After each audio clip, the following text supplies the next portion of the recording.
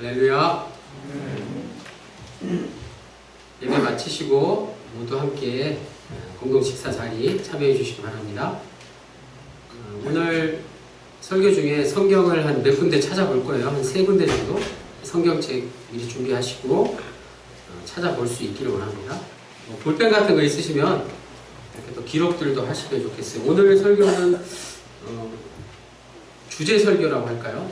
담임자가는 개인적으로 강해 설교를 하려고 애를 씁니다. 그런데 오늘은 지난주에 이어서 참된 성전에 대한 말씀, 주제를 같이 나누는 그런 말씀 전하겠습니다. 예수님께서 예루살렘에 입성하실 때 많은 사람들이 호산나 이렇게 외쳤습니다. 예수님을 높여드렸죠. 누가복음 19장 38절에 찬송하리로다 주의 이름으로 오시는 왕이요 하늘에는 영광이요 하늘에는 평화요 가장 높은 곳에서는 영광이로다. 아멘. 그러자 바리새인들이 예수님을 높이는 자들을 책망하고 만류했습니다. 보기 싫었던 것이죠. 그러자 예수님은 바리새인들을 향해서 40절에 만일 이 사람들이 침묵하면 돌들이 소리를 지르리라고 대답하셨습니다. 인간이라는 존재가 얼마나 연약한지 우리는 들어야 할 소리를 듣지 못하고 말해야 할 말을 말하지 못하는 그런 처지에 놓일 때가 많습니다. 참 불쌍하죠. 우리가 듣지 못하는 소리 가운데 온 우주 만물이 하나님의 영광을 찬양하는 소리가 있습니다. 제가 반려동물을 키워보니까 변함이 없이 주인을 좋아하더라고요. 그것처럼 누가 주인인지를 정확하게 아는 게 얼마나 중요한지 모릅니다. 하나님은 말 못하는 짐승이나 식물이나 심지어 돌들을 통해서도 찬양을 받으시는 분이십니다. 돌들이 무슨 찬양을 합니까? 경북 청송에 가면 주왕산이라고 있잖아요.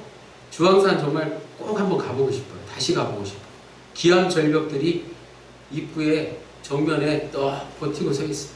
그래서 계속 들어가 보면 협곡들이 물과 큰 바위들이 사람들을 이렇게 환영하고 사람들을 높이는 것 같지는 않고 자신을 지으신, 만들고 지으신 하나님을 그 바위들이, 돌들이 찬양하는 것 아니겠습니까? 또 지질학자나 고고학자들의 연구 결과 수천 년 전에 발견된 돌에서 인류 문명의 놀라운 증거들이 나오고 있잖아요. 그러한 놀라운 증거들이 하나님을 찬양한 기록들 아니겠습니까? 우리 인간이 할 수 없는 일들을 돌들이 할 수 있다는 것입니다. 우리 인간이 마땅히 해야 할 일들을 하지 못하면 돌들과 같이 다른 존재가 그 일을 대신하게 될지 모른다는 뜻입니다. 찬양은 우리의 특권입니다. 우리는 주님의 이름을 기뻐하며 찬양하기 위해서 지으심 받은 자들입니다. 오늘 교동문을 읽으면서 깜짝 놀랐어요. 그 내용이 나와 있지 않습니까? 찬양은 우리가 존재해야 하는 이유입니다. 주님을 찬양하는 이유 말이에요. 다음 주 찬양 부르실 때 실력이 없으셔도 용기를 내서 참여하시기 바랍니다. 그런데 인간은 자신이 자랑 삼아 내세우는 것들이 얼마나 많은지 모릅니다. 더 심각한 건 그게 얼마나 어리석은 일인지 모른다는 겁니다. 눈에 보이는 것만을 전부로 알기 때문이죠. 본문에 이스라엘 백성들 역시 예루살렘 성전의 위용과 명성을 자랑하기에 바빴습니다. 솔로몬이 지은 예루살렘 성전, 그리고 두 번째 수룹바벨이 지은 예루살렘 성전, 세 번째 헤롯이 지은 예루살렘 성전. 지금 오늘 본문의 배경은 헤롯이 지은 가장 크고 가장 화려하다는 성전이었죠.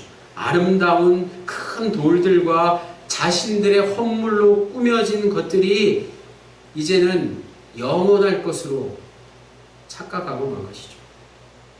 그들이 자랑하는 것들이 심판의 대상이 될 수 있다는 것을 알지 못했던 것입니다.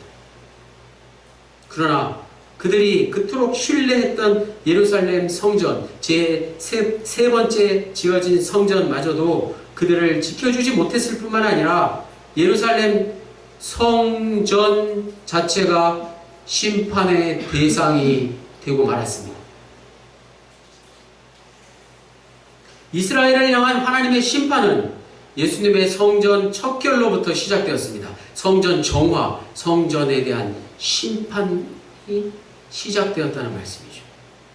마침내 예수님은 기원 후 70년 로마 티투스 장군에 의해서 실제로 성전이 다 파괴되고 말 것이라는 것을 분명히 오늘 본문에 예언하셨습니다.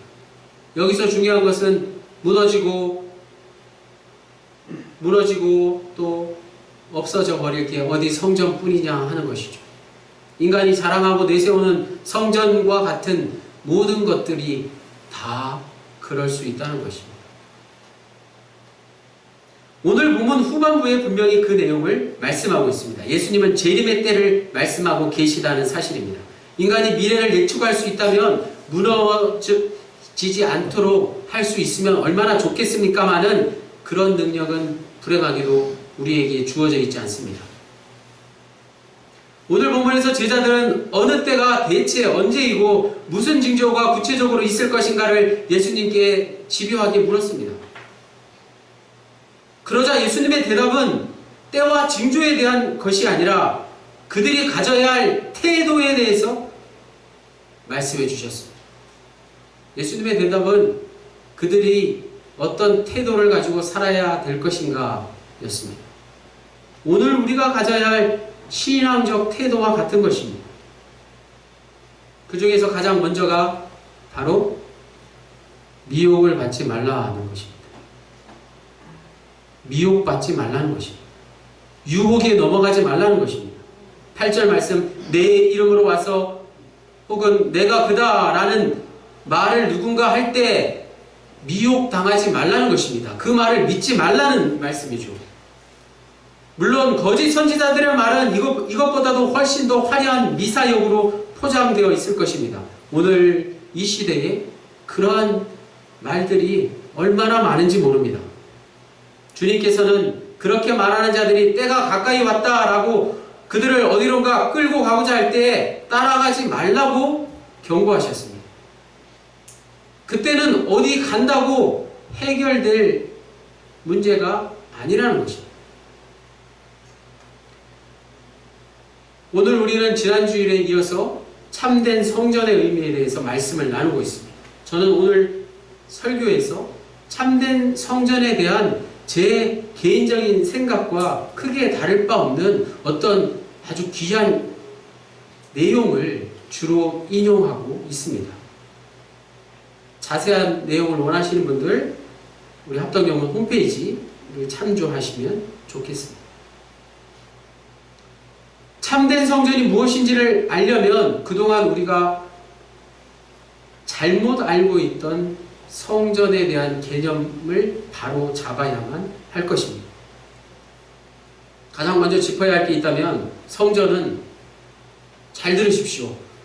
성전은 예루살렘 성전을 가리키는 말이었습니다. 성전이 무엇이라고요? 예루살렘 성전. 지금은 다 무너뜨려지고 통곡의 벽 잔해만 일부 남아있는 예루살렘 성전 말이에요. 그런데 우리는 왜 교회당을 자꾸 성전이라고 부르고 있는 것일까요? 이스라엘 사람들에게 있어서 성전은 하나님의 집이었고 하나님의 임재가 있는 곳이었습니다. 성전은 이스라엘 백성 전 세대에 걸쳐서 언제나 단 하나뿐이었습니다. 그보다 훨씬 이전에 성전이란 말은 원래 이방인들이 우상에게 제사를 드리던 곳에서 시작되었습니다.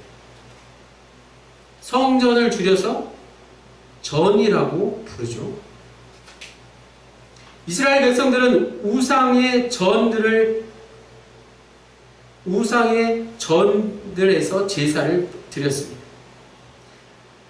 원주민들은, 이스라엘 백성들은 우상의 전들을 복수로 불렀지만 예루살렘 성전은 복수로 쓴 적이 단 한 번도 없습니다. 그 이유는 성전의 필수적인 지성소나 언약궤나 번제단들이 유일무이한 것들이었기 때문이었습니다. 북이스라엘이 남유다의 예루살렘 성전을 대신하기 위해서, 예루살렘 성전은 남유다에 위치해 있기 때문에 영토가 훨씬 더 넓은 북이스라엘에서 예루살렘 성전까지 가기가 얼마나 번거로웠겠습니까? 그래서 크고 작은 산당들을 북이스라엘 전역에 많이 세웠지만 어느 누구도 그것을 산당을 성전이라고 부르지는 않았습니다. 유대인들이 나중에 각국에 흩어져서 디아스포라 유대인이 되어서 자기 동네에 회당을 많이 다 세웠을 때도 회당을 성전이라고 부르지 않았다는 사실입니다. 이스라엘 백성들에게 성전이란 오직 예루살렘 성전 하나뿐이기 때문에 그렇습니다.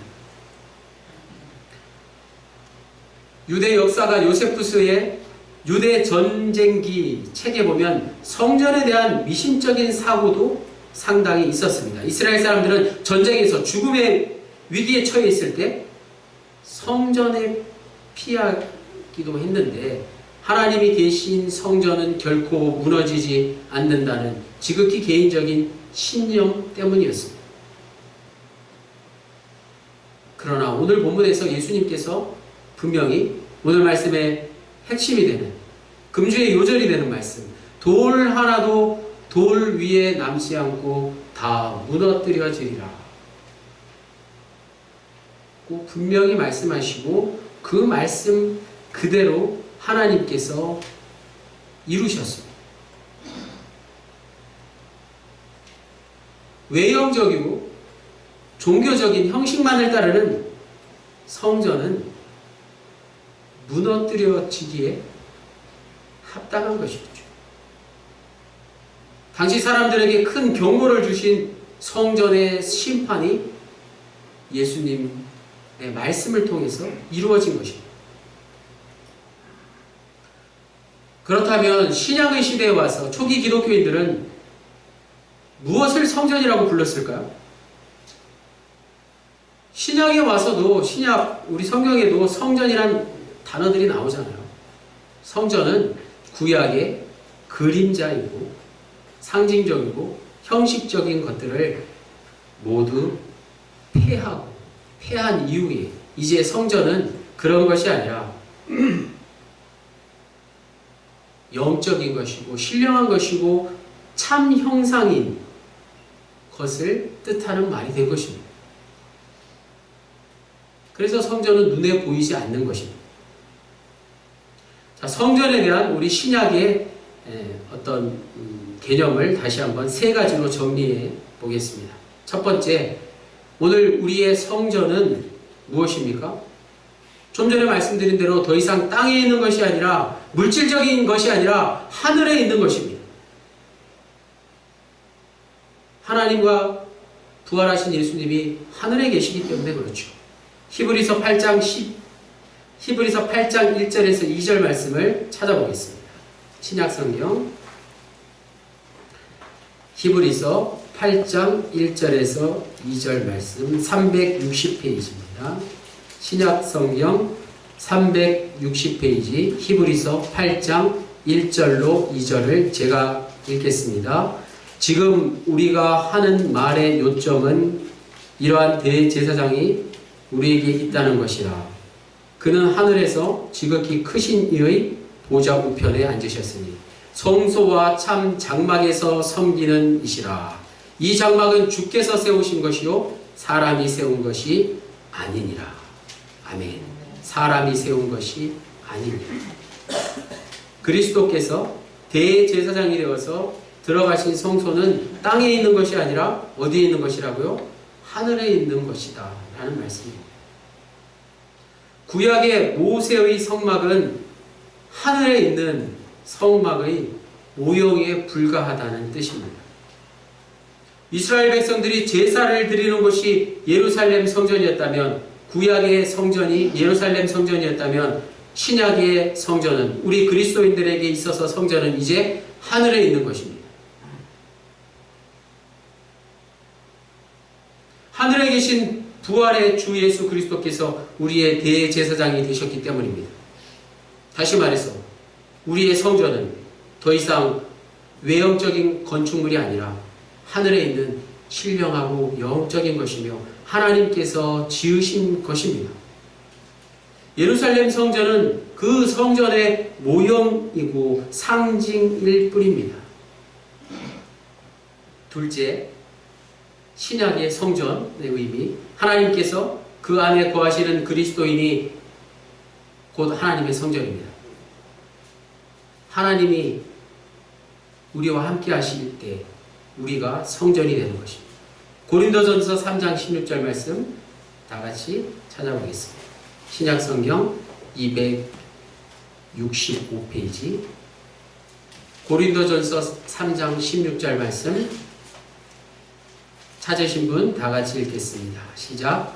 너희는 너희가 하나님의 성전인 것과 하나님의 성령이 너희 안에 계시는 것을 알지 못하느냐. 아멘. 너희는 너희가 하나님의 성전인 것과 하나님의 성령이 너희 안에 계시는 것을 왜 알지 못하느냐. 바로 알아라. 오늘 우리가 진정 바로 알 수 있기를 원합니다. 하나님께서 거하시는 곳이 과연 어디입니까? 그리스도인 안에 성령께서 거하심으로 그리스도의 몸이 바로 하나님의 성전입니다. 다른 데 가서 성전을 찾는 게 아니라 우리 몸이 내 안에 하나님의 성전이 계시다는 사실입니다. 천지를 창조하신 위대하신 하나님께서 우리같이 비천하고 연약한 인간에게 오셔서 함께 하심으로 우리를 그 거룩한 하나님의 성전이라고 부르게 하셨다니, 이 얼마나 감사하고 황송한 일입니까? 이보다도 더 놀라운 축복이 어디 있습니까? 셋째, 신약의 성전은 교회당이나 예배실이 아닙니다. 성전은 교회당이나 예배실이 아니라는 말씀입니다. 우리가 가장 혼동하는 게 바로 여기 이 부분입니다.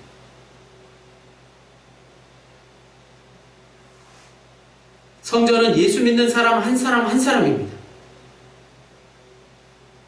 교회의 참된 의미 역시 건물이 아니라 예수 믿는 사람, 그리스도인이에요. 내가 교회입니다. 우리 한 사람 한 사람이 다 교회입니다. 마태복음 18장 20절 말씀, 두세 사람이 내 이름으로 모인 곳에는 나도 그들 중에 있느니라. 이 말씀, 교회 안에, 즉 그리스도인 안에 당연히 그리스도께서 거하십니다. 그러므로 우리가 여기에 모여있던 어디에 가서 모여서 예배를 드리건 그곳이 성전이 되는 곳입니다. 이 말씀을 통해서 하나님이 거하실 처소는 건물이 아니라 우리 그리스도인과 함께 거하시는 하나님이심을 확신합니다. 예루살렘 성전을 지은 솔로몬조차 천지를 지으신 하나님께서 인간의 손으로 지은 집에 거하실 수 없다는 사실을 깨닫고 기도드렸습니다. 오늘 교동문에 놀랍게 이 말씀이 나오더라고요. 깜짝 놀랐어요. 지난주일 말씀드린 대로 다윗 역시 사무엘하 7장 6절에 내가 이스라엘 자손을 애굽에서 인도하여 내던 날부터 오늘까지 집에 살지 아니하고 장막과 성막 안에 다녔다고 하나님은 다윗에게 말씀해 주셨고 예루살렘 성전을 지어놓고 그 화려하고 그 위대한 정말 놀라운 인간의 손으로 어떻게 이런 성전을 만들 수 있을까를 눈앞에 놔두고 솔로몬이 고백한 말씀이 이 말씀입니다. 열왕기상 8장 27절에 하나님이 참으로 땅에 거하시니까 하늘과 하늘들의 하늘이라도 주를 용납치 못하겠거늘. 하물며 내가 건축한 이 전이오리까 라고 기도드리며 성전의 참된 의미를 깨달아 고백했습니다. 신약에 와서 교회당은 그리스도인의 편익을 제공하는 것 외에는 아무 기능도 없습니다. 편리와 이익 말이에요. 그저 좀 불편하지 않게 예배 드릴 수 있는 곳이면 교회당이 되는 거예요. 초대교회 그리스도인들이 로마 공동묘지인 카타콤에서 저 지하에 숨어 들어가서 예배 드리는 것을 우리는 똑똑히 기억할 수 있어야 합니다. 그들은 지하 공동묘지보다 더 누추한 곳이라 할지라도 예배 드릴 수 있었던 믿음을 가진 이들이었습니다. 그들에게 성전은 더 이상 땅 위의 건물이 아니었습니다. 오늘 우리가 교회당을 자꾸 성전이라고 부르게 된 이유가 있습니다. 문제는 성령의 역사가 사라진 중세시대를 보면 명확하게 알 수 있습니다. 하늘 높이 치솟은 뾰족탑과 첨탑과 화려한 금은 장식들로 교회당을 치장해놓고 얼마나 자랑했습니까?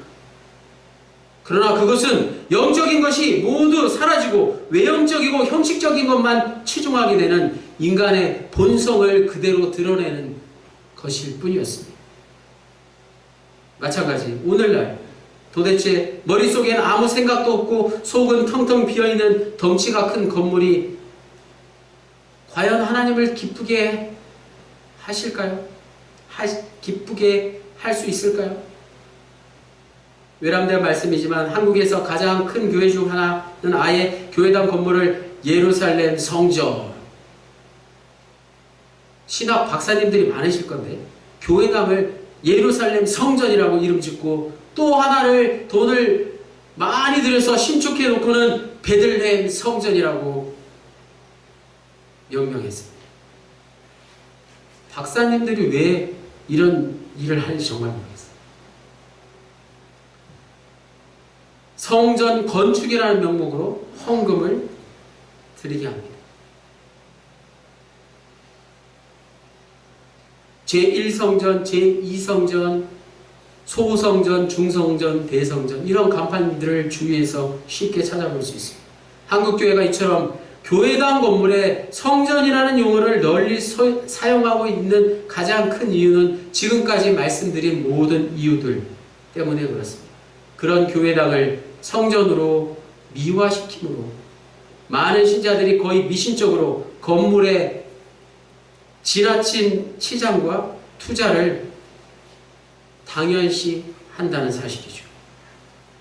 그 결과 한국교회는 외형적인 성장만을 당연시하는, 중요시하는 심각한 성전주의에 빠져서 지금까지 헤어나오질 못하고 있는 것 아니겠습니까?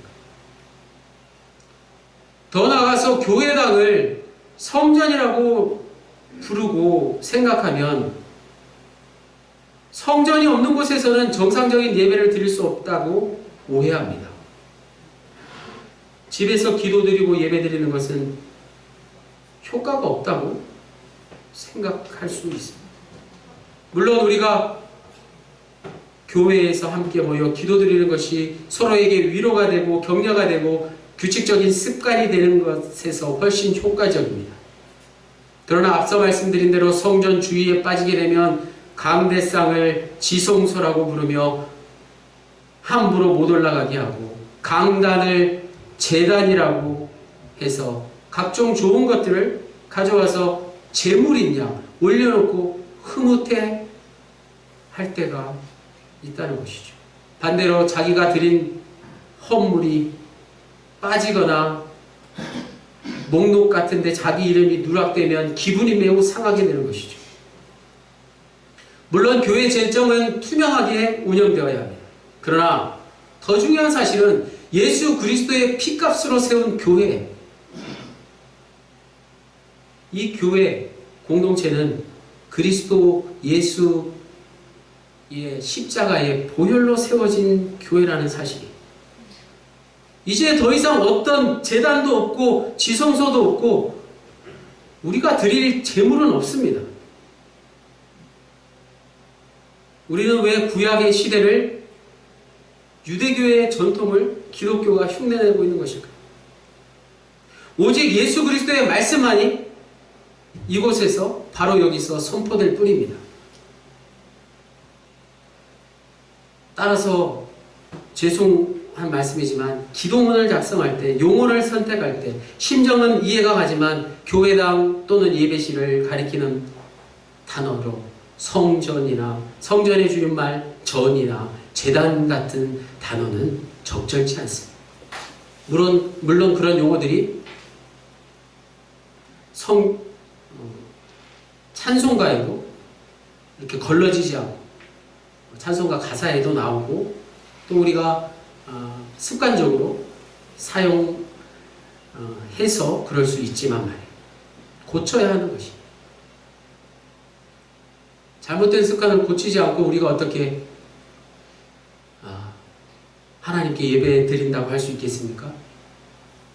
그러므로 오늘 말씀의 제목 참된 성전은 무엇일까요? 참된 성전이 무엇입니까? 내가 교회 되는 것입니다. 참된 성전은 내가 성전 되는 것입니다. 교회 건물하고는 아무런 상관이 없습니다. 우리가 합동경문의 재건을 아무리 아름답고 화려하게 돈을 많이 들여서 한들 무슨 소용이 있겠습니까? 내가 교회 되지 않고 내가 성전 되지 않는데 건물만 아무리 잘 지은들 무슨 소용이 있겠냐 말이에요. 여기서 교회 된다는 의미는 명사가 아니라 동사입니다. 명사보다 동사가 훨씬 더 중요합니다. 성전뿐만 아니라 교회 역시 명사로 머물지 말고 동사로 사용되어져야 합니다. 구약의 성막과 성전은 신약의 그리스도와 교회의 그림자들일 뿐이고 참 형상이신 예수 그리스도가 이 세상에 오신 이상 더 이상 그러한 것들, 그림자가 존재의 의미를 갖지 않는다는 사실입니다. 더군다나 그런 그림자들을 자꾸 추억하며 본받아 예수님이 무너뜨리신 성전을 다시 세우는 일이 있어서야 되겠습니까? 이 땅의 모든 교회는 가장 높은 곳에 우뚝 솟아서 장엄하게 머물러 서 있는 것이 아니라 가장 낮은 곳으로 가장 험한 저 세상 속으로 힘차게 나아가야 하는 것입니다. 교회가 나아가야 되는 것이에요. 그래서 구세군의 영문은 건물에 머물러 있지 않고 영문 밖으로 골고다 언덕으로 나가서 애써 고생을 하면서 북을 흘리고 나팔을 불면서 그곳이 시장이든지 극장이든지 심지어 술집이든지 간에 그리스도의 복음을 전했던 것입니다. 그것이 모두 다 교회가 되는 것입니다.